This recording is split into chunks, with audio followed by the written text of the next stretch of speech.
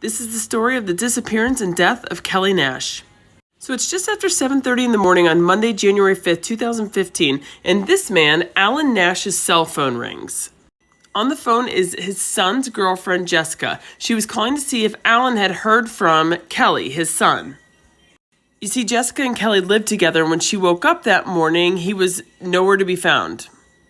Kelly worked in construction with his dad, so assuming he had left for work early, she called his dad to see if they were together. But Alan said no, he had not heard from his son.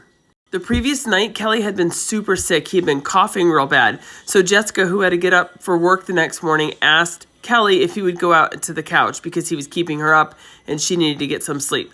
And he obliged. He went out there to play Xbox, and the last she heard from him was about 3:30 in the morning. He said he was going to finish up his game and go to bed. So needless to say, it was a little bizarre that just a couple hours later when she's getting ready for work, he's nowhere to be found. His cell phone, keys, and truck were at the house, though. He was the only thing missing. Immediately, they knew this was not like Kelly, and they called 911. But following protocol, the police would not get involved for 24 hours, so Kelly's friends and family launched their own investigation while they waited. So as his girlfriend and dad are tearing apart the house looking for any type of clue as to what happened, they notice that his gun and a clip are missing. They also notice that the basement door, which is what they typically use to come in and out of the house, was cracked open. Thinking maybe he had heard a noise and he grabbed his gun to go investigate, they do a perimeter search in the backyard, but again, no Kelly and no clues. The local gas station provides this surveillance footage of Kelly at 9 p.m. He was getting cough medicine, and you can see him on the phone, but he seems like normal Kelly to what all of his friends and family had said. There was nothing odd about this video.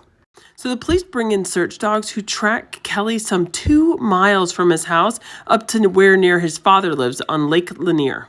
The dogs alert on a specific dock, but then lose his scent.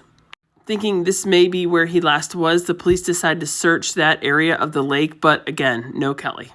5 weeks go by with his family getting no closer to learning what had happened to him, until police receive a 911 call stating that they had found a body floating in Lake Lanier at Dock 6, right where the dogs had hit. Sure enough, police recover the body of 25-year-old Kelly Nash. An autopsy is performed, and we learn that Kelly has died from a gunshot wound. I couldn't find any additional information if police were investigating this as a murder or a suicide. Either way, though, this young man's life was cut way too soon.